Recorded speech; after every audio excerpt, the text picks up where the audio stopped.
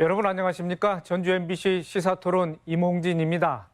최근 전주 시내 전통시장 상인들이 대부업체로부터 수백억 원의 사기를 당하면서 파장이 일고 있습니다.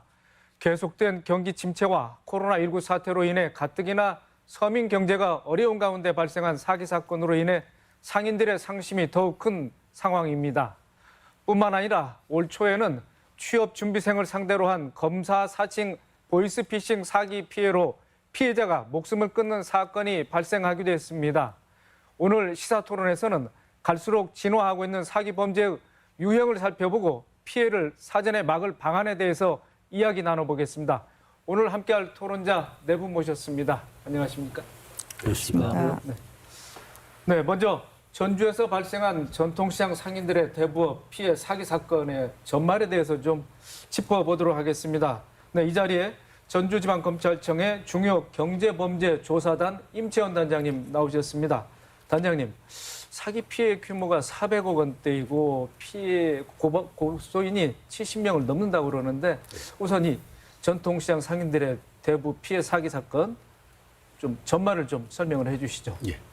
그 전주 시내 대부업체 대표가 전주 시내 전통시장 상인들을 상대로 고수익을 미끼로 해서 돈을 수신한 뒤에 잠적을 했습니다.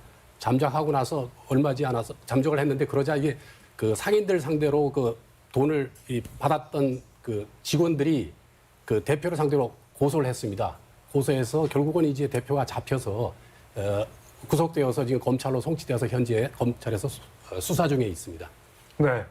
그 주민들이 그 막대한 피해를 입었는데 이 사기 이 행각을 저지른 뭐 기간이라든지 또 어느 정도의 또 피해자가 발생했는지 구체적으로 설명을 해 주시죠. 예, 지금 현재 수사 중에 있어서 구체적으로 말씀드리긴 어렵지만 대략적으로 말씀을 드리면 이 대표가 한 10년 전부터 제2금융권의 직원으로 일하면서 평소에 그 상인들을 상대로 굉장히 살갑게 굉장히 편안하게 이렇게 해주면서 뭐 잔심부름을 해준다든지 이렇게 어떤 그 민원을 해결을 해주거든요. 그러면 상인들이 마음을 열게 되고 그러고 나서 대부업체를 차린 이후에는 그 처음에 이제 뭐 10,000원을 넣으면은 매일매일 해서 뭐 100일째 되면은 103만 원을 준다 뭐 이런 식으로 고수익을 이제 이렇게 보장을 하는 식으로 해서 유혹을 한 다음에 이제 사람들이 이제 믿으니까는 그냥 자기 돈이라든지 친인척 돈을 끌어모아서 투자를 하게 됐는데 결국은 이제 잠적을 한 게 되겠죠. 네. 하나 좀 덧붙여 여쭙겠습니다. 이 사기 사건은 언제 고발이 된 사건입니까? 도주하고 나서 된 거니까 뭐 그리 멀지 않습니다. 네. 최근 한 달 이내에 이런 사건이 발생한 것 같고 또 하나 짚어볼 것은 피해자가 소속된 때 대부업체의 직원과 또 다른 대부업체에서도 고소장을 제출했는데 좀 사건이 복잡하게 얽혀 있는 모양입니다. 결국 이게 다단계 구조기 때문에 이 고소를 했던 이 직원들은 그 중간에서 이제 그 모집을 한 사람들이라 이 사건들, 다른 사건들을 보면 이 잠적한 대표와 어떤 공범으로도 볼 수가 있고 경우에 따라서는 피해자가 될 수도 있고 그건 수사를 해봐야 알겠지만 그러니까 전국적으로 이 대표가 나타나지 않는 경우는 이 직원들이 책임져야 되는 문제 때문에 고발을 한 걸로 보이고 이제 그리고 나서 이제 개별적으로 이 상인들이 지금 개별적으로 이제 몇십 명이 고소를 해서 지금 경찰에 지금 수사 중에 있는 걸로 알고 있습니다. 네. 그걸 다 조사를 해보면 피해 금액은 더 늘어날 걸로 예상됩니다. 네. 드러나지 않는 피해 규모가 상당할 거다 이렇게 추측은 되는데 피해자들이 그렇다고 보면은 피해 신고를 하지 않는다. 왜 그럴까요? 예.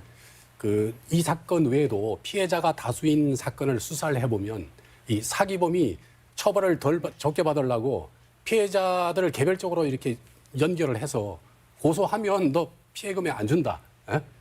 조금이라도 좀 참고 있으면 내가 이제 사업을 해서 이게 다시 이제 일어설 수 있으니까 좀 참아달라 이런 식으로 해서 피해자들을 좀 개별적으로 이제 고소를 못하게 합니다. 그리고 피해자 입장에서는 집단으로 하는 것보다는 개별적으로 하는 게 좀 돈을 더 받을 수 있죠. 왜냐하면 집단으로 하면 피해 금액을 또 집단 전체에 주니까 그걸 여러 명으로 나누면 피해 금액이 덜 들어오니까요. 그러니까 참고로 제가 작년인가 내 아는 분이 그 가상화폐 사기 1억 원을 당했는데 그때도 자기 피해자들 중에서 10명이 고소해서 지금 서울중앙지검에서 수사를 하고 있는데 지금 그분하고 같이 추가 고소해서 같이 이렇게 하는 게 좋은지 아니면 따로 이렇게 해야 되는지 저한테 물어본 적이 있습니다. 그래서 하여튼 이 사기꾼이 처벌을 덜 받으려고 그런 그 작전을 피기 때문에 그렇습니다. 예. 그 사기 피해자의 피해 신고율이 뭐 25, 6%밖에 되지 않는다. 예, 예. 뭐 그럼 말씀하신 그런 전제 하에서 예, 예. 그렇습니까? 네. 신고가 21.5% 피해자 그 정도밖에. 네. 지금 중요 경제범죄 조사단 단장으로서 활동하시면서 그동안 이력을 보니까 이런 좀 경제범죄에 대해서 30년 이상 이렇게 수사를 해오신 뭐 수사의 베테랑이신데 평소 이제 하시는 말씀이 이런 사기 범죄에 뭐 비슷한 유형이 있다, 패턴이 있다 이렇게 말씀하셨는데 좀 소개를 해주시죠. 예. 제가 올해로서 이제 31년째 검사를 하고 있는데 20년이 넘어가니까 사기의 패턴이 보이더라고요. 왜 사기라고 하는 무대에는 가해자와 피해자라는 그 배우만 바뀌지 이 시나리오는 같더라고요. 야, 이게 진짜 중요한 정보다. 그래서 제가 3년 전부터 이제 그 우연히 이제 그 사람들 요청에 의해서 강의를 하게 됐는데 이 패턴이 있다는 건 뭐냐 하면 어떤 법칙이 있다는 거거든요. 법칙이 있다는 거는 국민들이 예측이 가능하다는 거죠. 그래서 예측이 가능함으로 수사를 통해서 그런 노하우를 알고 있으면 그걸 국민들한테 알려서 사기범이 어떻게 접근을 하고 어떤 식으로 거짓말을 하고 또 증거는 어떻게 확보해야 되는지 굉장히 쉬운 건데 저희 수사하는 입장에서는 되게 쉬운데 한 번도 피해를 당해보지 않았거나 고소해보지 않은 사람들은 전혀 모르더라고요. 그래서 그런 부분을 얘기를 하고 있는데 상당히 반응이 좋습니다. 예. 근데 이제 중앙시장 상인 피해 사건의 경우에 그 범인은 지금 뭐 피해자는 지금 구속이 된 상태인데 그 피해자 통장에 투자금은 뭐 증발이 돼 있다고 그럽니다. 이럴 경우에 상인들이 어떻게 피해 보상을 받을 수 있는 방법이 있습니까? 어떻습니까? 돈이 없으면 방법이 없죠. 특히 문제가 이제 그 사기가 우리가 왜 예방이 중요하냐 하면은 수사기관이 아무리 예를 들어서 검사가 아무리 유능하고 열정이 있고 실력이 있더라도 사기범이 요새같이 경기가 안 좋은데 그냥 교도소에서 그냥 형을 살고 나오겠습니다. 이렇게 하면은 달리 해줄 방법이 없습니다. 이것도 마찬가지로 돈이 없다면 어떻게 해줄 방법이 없죠. 그리고 피해자 입장에서는 1차적으로 피해 구제를 받는 게 목적인데 전혀 한 푼도 없다면 어떻게 할 방법이 없습니다. 네. 법으로 해서 피해자들이 피해 구제를 뭐 일단은 신청을 했습니다만은 투자금을 돌려받을 뭐 또 보호해야 될 그 마땅한 지금 법으로 된 장치는 없다 이렇게 말씀하셨는데 사기 피해 예방 강의도 많이 뭐 하셨다고 그럽니다. 이 자리를 빌려서 금융 사기 예방을 위해서 개인적으로 또 어떻게 경계를 하고 또 조심해야 될지 어떤 부분이 중요한 대목인지 좀 말씀을 해주시죠. 한마디로 얘기하면 세상에는 공짜가 없다. 요새같이 이제 그 저금리 시대에는 파격적인 고수익을 보장해주겠다 이렇게 얘기할 때 이걸 합리적인 의심을 해야 된다. 그러면은 그렇게 얘기할 때 그러면 그 돈 나한테 돈을 받아서 이 사람들이 어떤 식으로 운영해서 고수익을 보장해줄까? 그 실물 구조를 따져봐야 되거든요. 물론 일반인 입장에서는 따지기가 어렵겠지만은 그 부분을 생각하고 이제 잘 해야 됩니다. 만약에 그 부분이 해명이 잘 안 되면 경우에 따라서는 어떤 식으로 하냐면은 그렇게 고수익을 보장해주겠다고 하면서 결국 돌려막기라 그러죠. 아랫돌 빼서 윗돌 막는 것. 다시 말해서 새로운 투자자들을 유치해서 그 투자자들이 낸 투자금을 기존 투자자한테 주면서 이게 바로 이 수익 사업을 해서 낸 돈이다. 이렇게 속여서 하는 경우가 있거든요. 그러니까는 그 부분을 잘 따져봐야 되겠고요.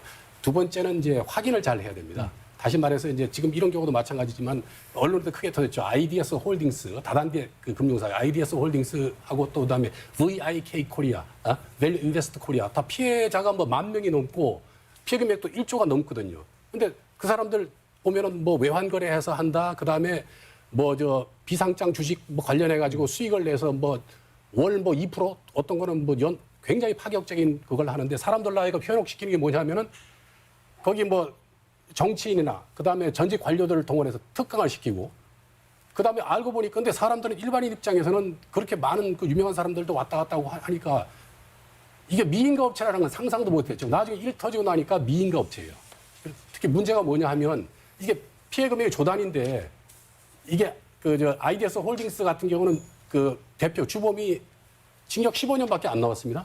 근데 VIK 코리아 그게 7천억 지금 해가지고 대표가 지금 12년 추가로 2천억 기소돼서 피해 금액 그게 기소돼서 재판 중에 있는데 굉장히 낮아요. 뭐냐 하면은 이 사건에서 이제 시장 이 상인도 이 사건도 마찬가지지만 뭐 430억 뭐 1,000억이 돼간다고 하지만은 이 사기에 있어서는 피해자를 상대로 딴 개개 피해 금액을 따지거든요. 그래서 그 일반 그 5억이 넘지 않으면 일반 사기죄가 적용돼요. 그러면 징역 10년 이하 또는 2천만 원 이하 벌금.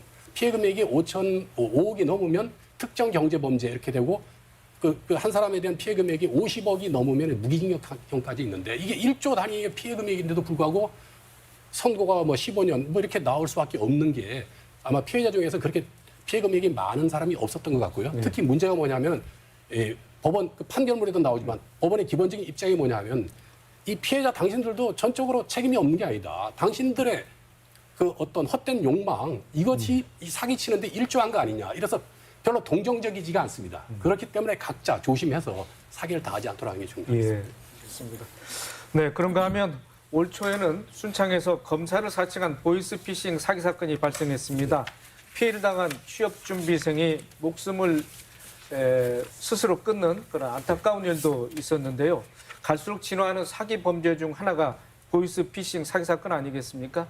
임 단장님, 이 사건 검사를 사칭한 전형적인 보이스피싱인데 뭐 어떤 사건인지 조금 기승전결 말씀을 좀 해주시죠.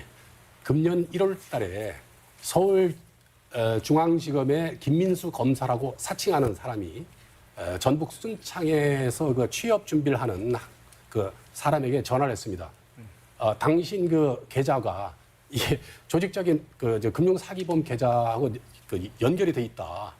그렇기 때문에 그 지금부터 조사를 해야 되겠다. 그러면서 이제 막 신분증도 뭐 이렇게 사본 같은 거 막 이렇게 보내주고 그래서 지금부터 내가 전화를 하는 전화를 끊으면 안 된다. 끊으면 당신을 공무집행 방해죄로 징역 2년 이하 또는 뭐 3천만 원 이하 벌금에 처한다. 근데 법을 찾아보니까 공무집행 방해는 5년 이하 징역 또는 1,000만 원 이하 벌금이에요. 어쨌든 그렇게 하고 또 하나 또 최면을 거는 게 뭐냐면은 그 만약에 그 내가 지금 하는 얘기를 불응하면 그 공무집행바로 그렇게 방해죄로 그렇게 할 뿐만 아니라 그다음에 수배 전국에 수배까지 내린다. 뭐 수배, 뭐 영장 뭐 이렇게 하니까 이 사람이 벌써 최면이 걸린 거예요. 그러면서 자 지금부터 내가 하는 얘기대로 통장에 돈을 꺼내라. 그래가지고 이제 그 사람이 그 정읍에 가서 자기 통장에 있는 430만 원 꺼냅니다. 그 다음에 이제 막 전화로 지시하니까 또 서울로 올라가라 그래요. 그래서 또 기차 타고 서울 가가지고 어느 뭐 주민센터 어디 뭐 거기 뭐 물품 보관함인가 그 돈을 넣도록 하고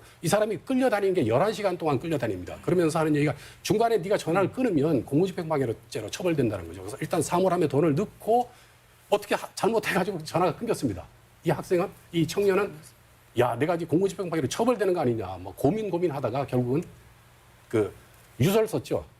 저는 공무집행방해를 하지 않았습니다. 유서를 쓰고 그냥 극단적인 선택을 한 그런 안타까운 사건이 발생했습니다. 네, 그래서 피해액은 뭐 430만 원 그렇게 큰 금액은 아닙니다만은 취업 준비생으로서는 아주 또 큰 돈이고 이게 또 이제 부모한테 발각돼서 부모한테 이제 부모가 알았을 때 그 마음의 상처 뭐 이런 걸 걱정한 나머지 이제 극단적인 선택을 했었고 그 피해자의 아버지가 청와대 국민청원에 올리게 됨으로 해서 이게 뭐 세간에 드러났는데 순창 취업준비생 보이스피싱 사건 얼마 전에 중간 전달책은 이제 검거가 된 걸로 알고 있습니다. 그럼 앞으로 이 사건 어떻게 수사가 되고 또 피해자가 보상을 받을 길은 있습니까? 이 전달책은 구속됐지만은 총책들이 다 중국에 있어가지고 이 검거가 거의 뭐 어렵다고 봅니다. 그리고 피해 구제는 이게 그 공무집행 방해죄로 이렇게 처벌한다고 이제 협박으로 인해서 극단적인 선택을 했는데 협박을 받는다고 다 죽는 건 아니잖아요. 그러니까 결국은 인과관계가 좀 인정하기가 어려워서 피해 배상 받기는 좀 국가에서 해주기는 좀 어렵습니다. 현 사법 체계로 중국과의 뭐 수사 협조는 어렵습니까? 어렵습니다. 과거에도 뭐 그렇게 해서 뭐 실적을 올린 사례는 아주 뭐 드물다 이렇게 보면 되겠습니까? 네, 알겠습니다. 이 금융 사기 피해를 줄이기 위해서는 뭐 그런 유형에 대해서 일반 소비자들이 좀 잘 알고 대처하는 게 좋을 텐데 우리 임 단장님 그런 요령을 좀 말씀을 해주시면은. 보이스피싱 유형을 보면 그 한 4가지로 볼 수 있습니다. 첫 번째가 이제 기관 사칭형, 검사나 경찰 아니면 금융감독원 직원을 사칭하는 경우. 두 번째가 이제 내 신용 정보를 알아서 그 저금리 그 대출을 바꿔주겠다, 작업 대출을 해주겠다 이렇게 접근하는 거. 세 번째가 인질형, 당신 아들이 빚을 못 갚아가지고 지금 장기를 때리고 있다, 뭐 이러면서 막 소리 막 지르게 하고 그거 있고. 그 다음에 이제 가끔 봤는데 스미싱이라 그래가지고 우리 그 뭡니까 그 허위 매출 전표 있죠. 뭐 냉장고도 안 샀는데 샀다 그러고 뭐 침대 뭐 이렇게 매출 전표가 오는데 놀래가지고 거기다 전화하면은 아주 상냥한 아가씨가 전화 받으면서 아 이게 잘못된 것 같다. 그러면 제대로 해드릴 테니까 뭐 그 휴대폰 계좌 번호하고 비밀번호 알려달라 뭐 이런 식으로 그런 식으로 합니다. 가장 많은 게 아마 그 기관 사칭형 같은데요. 일례로 작년에 보면은 그 교사로 재직했던 그 여교사가 학생들 상대로 평소에 보이스피싱 당하지 말라고 교육하던 분이 출산휴가 1년 갔다 오는 사람의 사이에 최신 수법, 다시 말해서 전화 가로채기라는 이게 뭐냐 하면은 내가 그 보이스피싱범이 전화 왔을 때 내가 전화를 하든 뭐 전화를 받든 일단 스마트폰에 악성 앱이 깔리는 그 순간부터 그 보이스피싱범들이 전화를 받게 되거든요. 그러면 그게 진짜 뭐 중앙지검 검사를 사칭하든 그 진짜로 알고 막 돈 보내고 이렇게 해서 어쨌든 3억 원을 그렇게 어이없이 사기당한 경우가 있고요. 그다음에 문제가 되는 게 뭐냐면 어떤 분들은 그렇습니다. 나중에 이제 이 사전지식이 좀 있어가지고 전화를 좀 하다 보니까 보이스피싱범인 줄 알고 막 욕을 합니다. 막 하고 너 뭐 어디냐 막 하고 욕을 하는데 그거는 그냥 그렇게 하면 안 되는 게 내 신상 정보 주소나 뭐 이런 거 다 알고 있습니다. 이게 조용히 끊어야지. 안 그러면 집으로 짜장면 50그릇 배달되거든요. 언론이 한번 난 적이 있는데 하여튼 그렇습니다.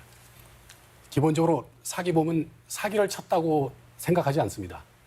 장기 프로젝트 어떤 경우는 뭐 4년, 5년 걸려서 뭐 80억 이렇게 사기치는 사람도 있는데요. 하나의 그 어려운 프로젝트를 완성했고 자기는 머리가 좋다 이렇게 확신에 차 있습니다. 그렇기 때문에 각자 조심해야 됩니다. 우리가 살아보면 이게 꼭 죽어야 지옥을 경험하는 건 아니거든요. 많은 사건을 보면은 전 재산이 탈탈 털려서 더 이상 희망도 없고 그야말로 검사한테 경찰에서 무혐의로 왔지 오로지 검사가 제대로 조사를 해줘야 최소한도 뭐 구속이라도 될 정도가 돼야 돈이 나오니까 이렇게 바라보고 있습니다. 이게 살아있는 지옥을 이게 사건 속에서 많이 보고 있습니다. 이런 고통을 당하지 않으려면 미리미리 준비하는 게 중요합니다. 그러기 위해서는 첫 번째가 세상에는 공짜가 없다. 그리고 항상 상대방이 얘기할 때 인간관계는 인간관계고 돈거래는 돈거래다. 합리적인 의심을 해야 되고 꼭 증거를 저 사람이 이렇게 얘기해서 내 돈을 가져갔을 때 첫 번째는 그 돈을 내가 어떻게 하면 회수가 될까? 어떻게 그 말이 과연 회수가 될까? 그 문제하고 두 번째는 그 상대방이 했던 말을 나중에 이 사람이 다른 소리를 했을 때 어떻게 증거로 남길까? 이 두 가지만 생각을 하면 상당히 예방이 될 걸로 생각이 됩니다. 네, 최근 늘어나고 있는 사기 범죄를 예방할 수 있는 방안에 대해서 이야기 나눠봤습니다. 사기는 내일이 아니라고 생각하실 분들 많을 것 같은데요. 하지만 그 방법이 교묘해지고 큰 피해를 주는 사기 범죄에 대해서 우리 모두 경각심을 가져야 할 것 같습니다. 이참에 서민들의 사기 피해를 막을 수 있는 행정의 안전망과 제도적인 보완책도 나오길 바랍니다. 오늘 순서 여기까지입니다. 토론에 적극 임해주신 출연자 여러분, 그리고 끝까지 지켜봐 주신 시청자 여러분 고맙습니다. 다음 이 시간에 뵙겠습니다.